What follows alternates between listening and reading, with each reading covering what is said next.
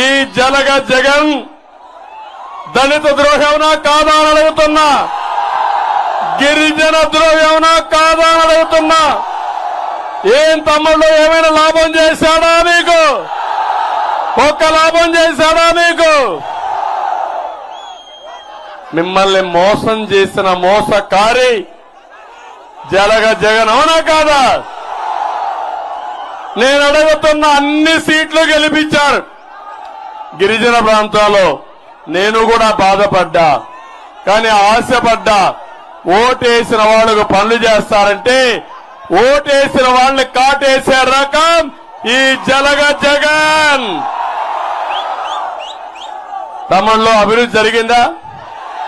ఒక రోడ్డు వేశాడా? ఒక స్కూల్ కట్టాడా? ఒక్కటంటే ఒక మేలు జరిగిందా అని అడుగుతున్నా.